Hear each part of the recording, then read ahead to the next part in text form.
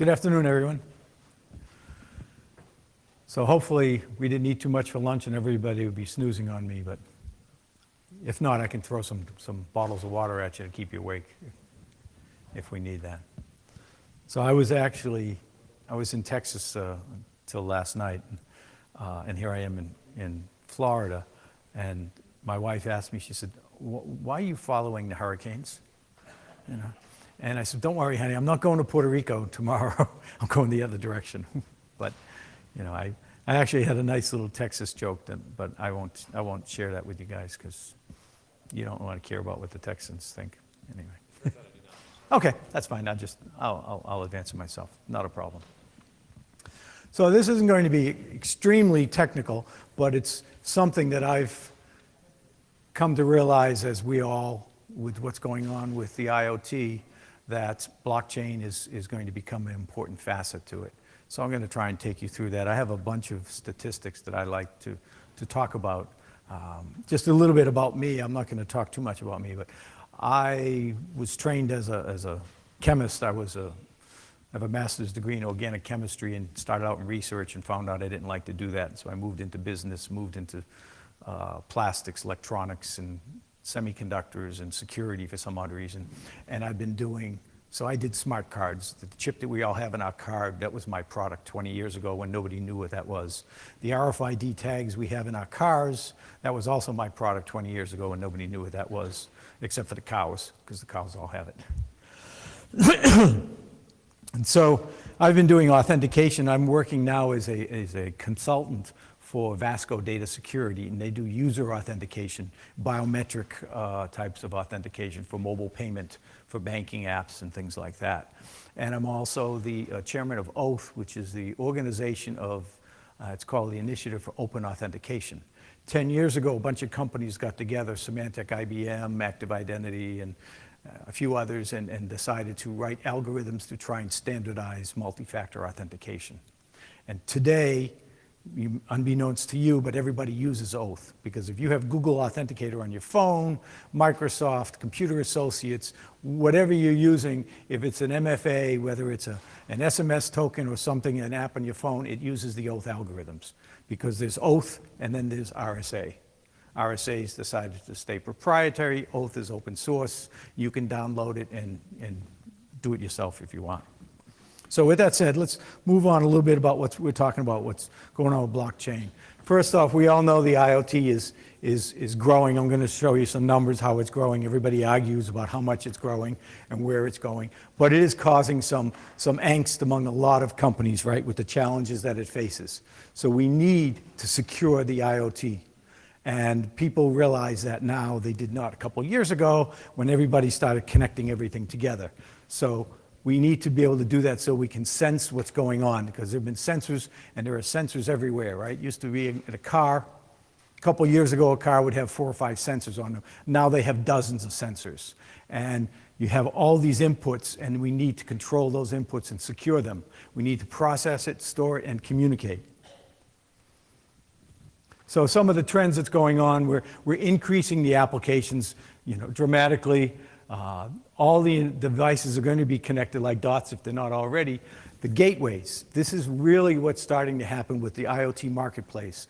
There will be gateways so that you can go from system to system, platform to platform, so it's seamless. That's the key. We want seamless connectivity.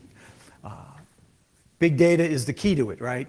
The analytics, companies want that information. They want to be able to use that information to market to us. The machine learning is being integrated with it, and there's a big focus today on IoT security because we saw what happened, right? Just looking at the numbers, the network security aspect to it is going to be the largest size for IoT. The protocols such as LPWAN, Zigbee, GLOPAN, Bluetooth, Z-Wave, NFC, there's a plethora of different types of protocols that are being used. And do you know what happens? These things don't talk to one another, not easily. And this is the problem. When you try and transition from platform to platform, you're getting into areas where there's a lot of clear text and openness that's not secure, it may not be encrypted, and it's ripe to being stolen and hacked. So many of these things aren't going to be sophisticated. You know, we talked about the light bulbs, and they say, well, you know, light bulbs, we can't put secure devices on the light bulbs because they're too cheap. But yet those light bulbs can be used against us, as we've seen, right? They can become the bots. So as we have more and more devices in our homes, I mean, today we have anywhere from 6 to 10 devices, right, in our homes that are IoT enabled. Tomorrow, a couple years from now, those are going to be 20, 50. We'll have 100. Every one of our devices that has electronics in it will be connected to the IoT. Whether it's 20 billion or 50 billion, it almost doesn't matter. It's a whole heck of a lot of stuff getting connected. So looking at some of the market size projections, you know, I know most of you guys are into developing stuff, right? If you're not into developing things into the IoT security marketplace and you want a job, you're guaranteed to have one here for a long time because it's growing at 35, almost 35%. The projections are it's not going to go away. As other IT departments are shrinking or stable, this is where all the money is going because it's crucial, right? When we start talking about infrastructure, the plumbing that goes on into the cities and into the buildings, this is very important to our lives. You know, if it gets hacked, our lives are going to be changed dramatically. So 34% of companies were breached in the last 12 months. And almost 75% of them, they don't know how. And this is a problem, right? This is a problem. And the companies will pay money, right? As we've seen with ransomware. People will pay just so they don't hear about it. You know, not very many people know who Edward Snowden worked for. Anybody know who he worked for? All they say was government contractor. Yeah, exactly. But you don't see that very much in the news. It's very hard to find that information because Booz Allen paid a lot of money for minus PR. You know, a lot of companies want PR. They want their name out there. They paid a lot of money so their name did not get out there. But looking where the spending's going, by the year 2020, at least 25% of the attacks are going to be on IoT. And 50% of them are going to be using cloud security. It's a little hard to see this graph, but the blue line is the green is the spending dollars, and the blue is the number of devices. And it's growing pretty exponentially. So we all understand that there is that need for the security. We saw what happened last year with the DDoS attack. This is just the beginning. There is more to come. Guaranteed, we're going to be seeing this happening because it is too easy and we're not secure. So the fears, you know, is that people are realizing now that they're not secure and they don't know what they're going to do about it. So companies are starting to develop systems that have done it always the same way. And you can't do it the same way because it's not going to be secure. We need to do things differently if we want to be protected. So I'm going to show you this, what do these companies have in common? And I showed this chart a number of years ago, and I put 4 companies on it, and they're going to come up. Sony, Google, Apple, and EMC. And to say, what do these 4 companies have in common? The largest company in America, in the world, the largest internet company, the largest security company, the largest entertainment company, and of course they were all hacked. We all know that, right? And I started filling this page, and you can just keep filling this page with massive companies that are hacked, and it's pretty scary, but you know, as we saw what happened a couple weeks ago. So different views. We have the system view and the business view. When you're looking at it from a system, you have the things, the gateways, the services, and on the business side, we get the connectivity of the platform, the business model, and the apps. So why do we need strong authentication? Because, as I said, 16 million Americans were victims last year. 41 million Americans had their identity stolen. It's over $4 billion of online fraud. This is a major problem for us, right? Main source for all the fraudsters. So as we're adding more and more devices, more and more connectivity. We need to have more and more security. And like I said, the old way doesn't work anymore. And I used to show this is kind of cute. I happen to like Dilbert, you know. And so there's a lot of problems that people are being faced with internally in corporate world. And some of them are being dealt with and not, you know, all of them are. So where are we growing? So if you're looking at the things that are growing, there's going to be 4 billion people connected, $4 trillion of money being spent on that, 25 million plus apps, and plus 25 million plus embedded systems, over 50 trillion gigabytes of data. Where are the people getting hacked? So this graph comes from the Internet Cyber Crime Complaint Center. And it goes across all demographics. But as you can see across the bottom, the green bar, it's more expensive when people have more money, of course. Because younger people have less money. But everybody's getting hacked, right? And so, you know, why are we suspected to it? I mean, those companies that were hacked on a couple slides back, it was all preventable. This stuff is not, as you know, it's not rocket science. People are responding to phishing sites. I don't have it in this presentation, but another presentation I showed, over almost 60% of all the hacks, or I think it's 74%, is because of user credentials being stolen. And 60% of that are insiders. Out of that 60% of insiders, 45% of them are bad people, people that are disgruntled employees or whatnot. And then 15% of that are people that are just inadvertently clicking on something. You know, why someone like RSA, the largest security company in the world at the time, I don't know if they still are, but why they would keep their seed files for their 250 million tokens on the same bloody server that they keep the email on. Why would they do that? This is a security company. I mean, this is not rocket science. I mean, this is basic security 101. I mean, I can understand Sony doing something stupid like that because they're an entertainment company. They're not a security company. But why would you keep it on the same server? Keep them, you know, cut the cord. Don't have them even connected. But some people don't do it. So just a couple years ago, these breaches seemed large, right? Yeah, these are nothing now, right? 21 million OPM.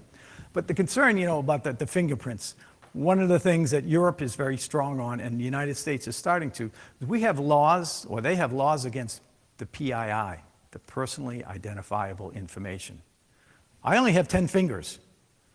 And I know almost everybody in this room, your fingers are in the APHIS database. When that APHIS database gets hacked, somebody's going to have access to your fingerprints. So if that's your user authentication, and that's your only means of user authentication, and it gets taken, what are you going to do then? We need something else. That's why we're talking about a lot of different types of biometrics, why we're talking about user behavioral authentication. You know, how you swipe, how you type, how you move, or how you hold your phone, you know, what angles do you do it at? I'm left-handed, I'll do things very differently than most people in this room. Those are the types of devices and ways that we're going to be needing to authenticate us. So now, where'd we come from?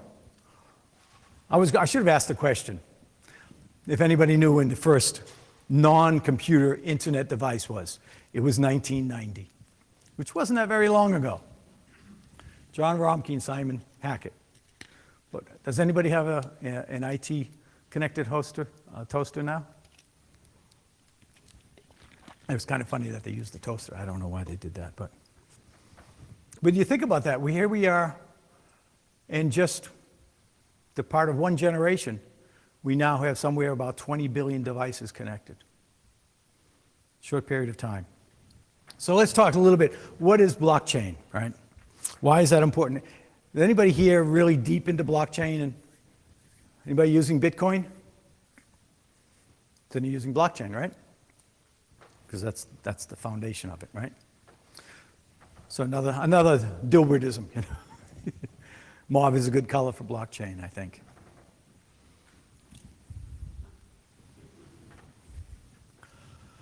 So basically, it's a decentralized database, right? distributed ledger system. We all know accountants don't lie, right? So the numbers are what the numbers are.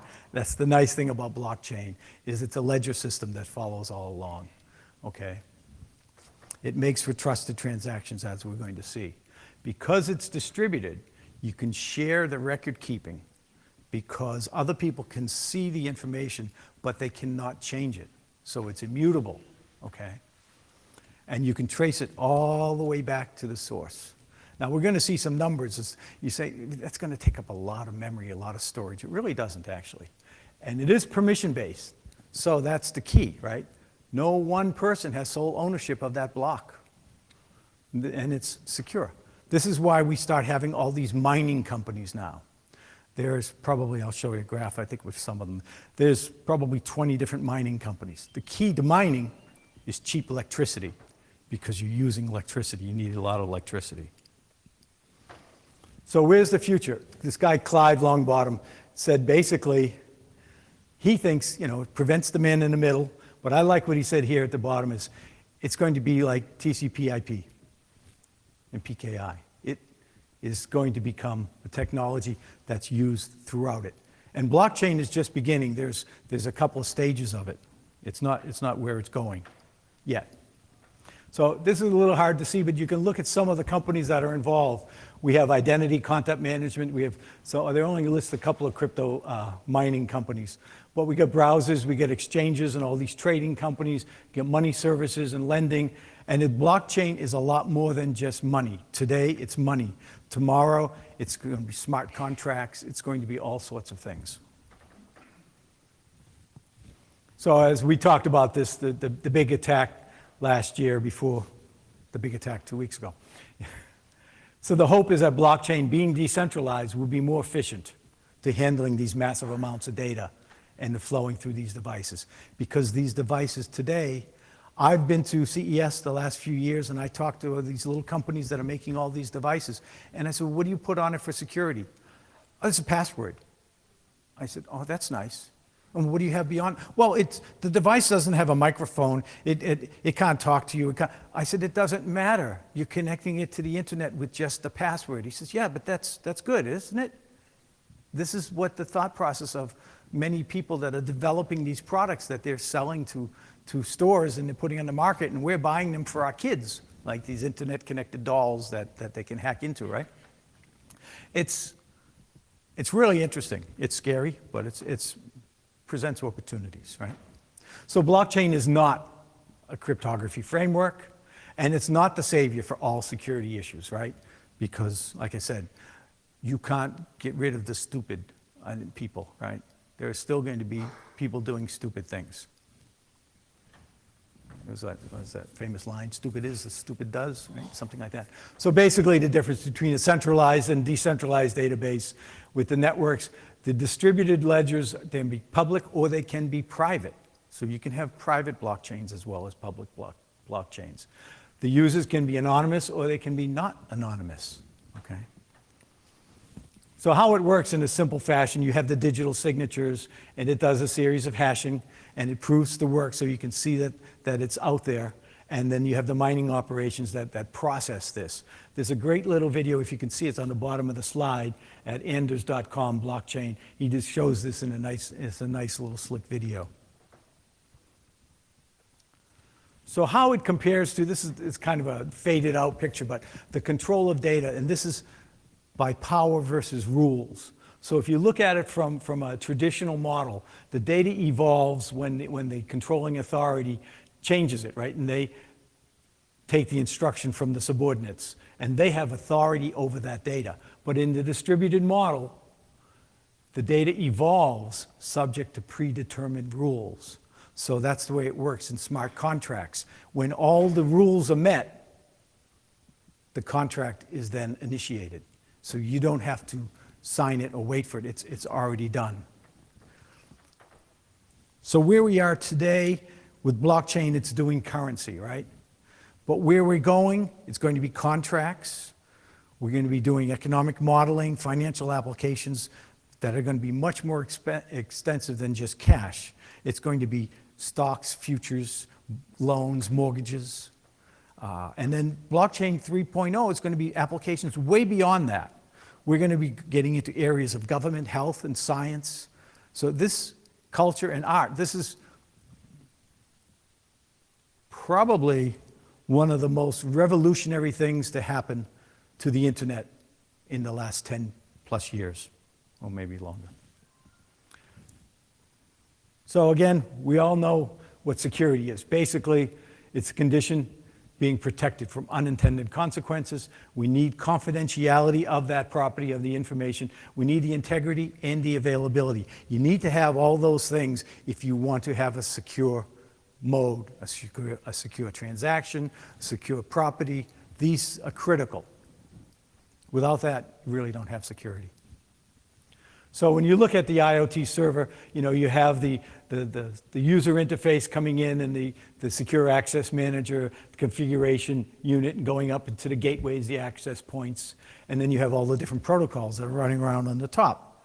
That's where we have the problems, because they're not always that secure. So the basic concepts in Bitcoin: there's no central authority. It's a distributed ledger, so it's shared. Trust is created through the immutable time-stamped records. Creates a record of all the transactions, so it prevents altering. And the blocks of data are chained together cryptographically. So the miners secure these transactions by performing difficult computations. So another way how it works, if you take requesting a transaction, and then it goes into and it's broadcast into the network, and then it gets validated through this network of nodes, and then the verified transaction can use cryptocurrency if that's usually what's happening. And then once it's verified, it gets combined and it gets built onto the existing blockchain. And the blockchain just keeps growing in that transaction, and then the transaction is complete. So a little bit about the cryptocurrencies: it's just a medium, right? It's not cash. It doesn't have any intrinsic value, right? It has no physical form.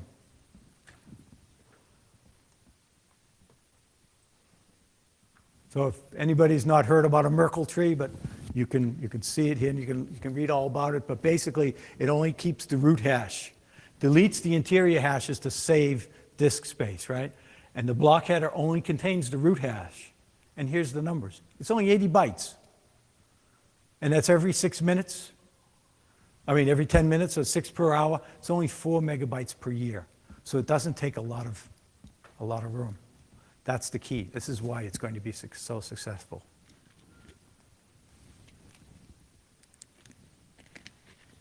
And here's a simple Bitcoin transaction. Anyone can verify the transaction by asking the node. You get the longest proof of work on the chain, and then you query that block that it's been verified. You only need 2 hashes, hash 1 and hash 2, to verify. You don't need the whole transaction chain. And that's the key. When you're doing hash functions, you only need a couple hashes. Now, some people are going to say, okay, but the hashes are not secure. I was in San Antonio just yesterday listening to a man talk about as a company where they take 5 different hashes: SHA-1, SHA-256, MD5, and CRC, and one more. And they put that together. So they take all those pieces together. So if somebody is able to, because you can crack a SHA-1. You can get a hash cracker, right? Anybody crack it? Okay. You don't want to raise your hand too high. Okay. But you're not going to be able to crack all 5. And especially if you only get pieces of it on each one. It's like a jigsaw puzzle. My wife loves doing jigsaw puzzles. I hate doing jigsaw puzzles. But can you imagine doing a 1,000-piece jigsaw puzzle and missing 5 pieces? You're never going to be able to put it together. And that's the way this is. That's one of the things that makes it secure. Not only are you encrypting it 5 different ways, 5 different pieces, and you put them in 5 different places. And that's true layered security. You don't often hear it that way, but that's really what we're talking about. So here are a couple companies. I'm not advertising any companies, but I've known one of these companies for a few years, and I didn't even know they were doing this until I was researching this and I found out about them. But The PUF technology, the physically unclonable device, really works into this mode. And I didn't really think about this a couple years ago.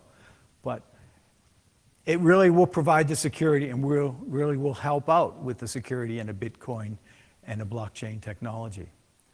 And this is what's interesting. You know, the PUF technology can authenticate and register the device to the ledger. So every piece is cryptographically proven and linked back to the authenticated device with a chain of custody. I saw an interesting thing. I looked this up. The Accenture developed this smart plug. Basically, it's in Britain, and it's being used by users because they can choose who they buy the electricity from. And when they're paying cash, you know, by looking at their records, they can negotiate deals on behalf of the customers and save them money on electricity. Because, you know, if we think we pay a lot of money for electricity, Europe pays a whole lot more. That's why they're struggling in a lot of ways, and why they've moved into so many other technologies, because their electricity costs are so high because they don't have the natural resources that we have. So that smart plug is a very interesting example. So if you look at some of the potential applications here, we look at the beginning. You have digital rights, you have digital currency, you have record keeping, and you have securities. These are all some real fundamental things that are going to change the way we do business because of blockchain. Smart contracts, as I talked to you about a little bit before, that they will execute themselves autonomously when the conditions are met. So there's even something here where you can automatically send people out information, cards, or process information on a regular basis whenever these conditions are all met. So these are key for these sequential actions. And then there's a little bit about Hyperledger. Hyperledger is an open source effort, right, to advance the blockchain. Of course, it's a part of Linux, it's been hosted by Linux. And it has important features for the cross-industry collaborative. So you can look up hyperledger.org, and you'll see a couple more things here. There's a couple of other slides, but Hyperledger is going to become a very important part of blockchain. So there are a few projects that are being done: Burrow, Fabric, Iroha, and Sawtooth. And so they're doing, you know, smart, permissible smart contract machines with a modular blockchain for, you know, an Ethereum virtual machine. There's plug-and-play solutions with modular architecture, which is the Fabric. And you have simple and easy blockchain framework into infrastructure requiring this distributed ledger. This is going to be into the smart cities, and this is what they're starting to use now. And the same thing with Sawtooth. There must be, I think the last talk, over 20 to 30 cities in the country right now that are involved very heavily at becoming smart cities. So the Ethereum Alliance is a decentralized platform that's running on that runs the smart contracts. And the applications are programmed without any possibility of downtime, censorship, fraud, or interference. So it was started by Ether presale in 2014 by the Ethereum Foundation, which is a Swiss nonprofit. And some of the offerings that they have is the Ethereum wallet, which is a gateway to these applications on the Ethereum blockchain. And it allows you to hold your own cryptocurrency as a token. So a little bit about Ether. It's the crypto fuel for the Ethereum network. It's a necessary element for this distributed platform. It's a form of payment that's being used to the client, for the platform to the machines. The total supply is going to came up from this pre-sale that was in 2014, and the developers are building this will use the Ethereum block Ether. So there's a bunch of industries, right? When you start looking at this, where it's being done is in the consumer world, the manufacturing, the high-tech manufacturing, the media companies, telecom, healthcare, life sciences. You can just keep going from industry to industry. That's all starting to move forward with this. You know, most people, senior executives and companies don't even know much about it, but they realize that it's going to become a very big disruptive technology in the future. So just an example in the financial services, Michael Smith noted, and he has this book called Creating Assurance in Blockchain, as the main value drivers, right? The finance world is driven by technology. So we have to track risk and moderate the compliance with the laws and regulations with this increasingly complex security environment. So the financial industry saw major opportunities in the blockchain, and they've been investing heavily in its usage. In the areas of IT management, so if you look at this chart here, we have attributes, identifiers, and consist of identities, which correspond to the identities, and then to the entities.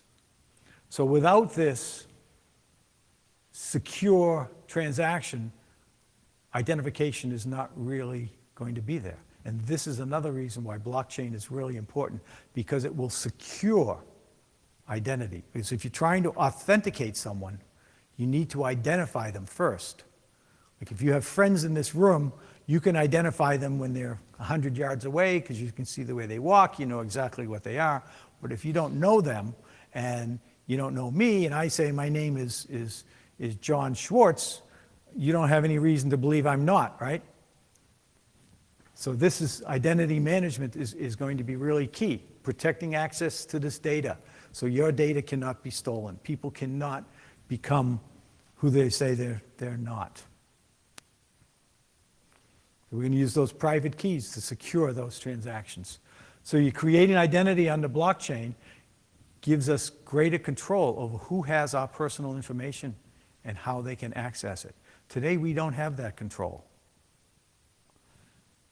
The areas that we're going to see this are on passports, residency, birth certificates, wedding certificates, all these things. Today, it's a piece of paper.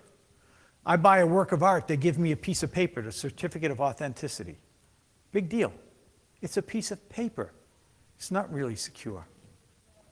So digital IDs, we're going to provide these digital watermarks. These are things that are shaping and going to be changing our lives. So protecting these keys, we need to have these keys secured, right? Because having them in a digital trust can lead to this security. So safekeeping these keys is very important for us, for traders, for crypto traders. It's a lot better than having a lock in a box, right? So digital ID solutions, we saw this company, Netkeep, is a California blockchain startup. There's a digital ID smartphone app using Hyperledger. These are all starting to be, with the anti-money laundering laws and rules that are out there. I have to take anti-money laundering courses every year.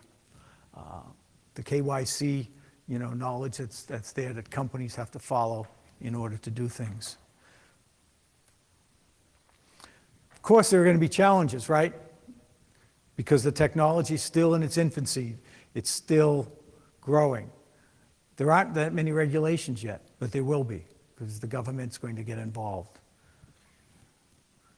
It uses a lot of energy.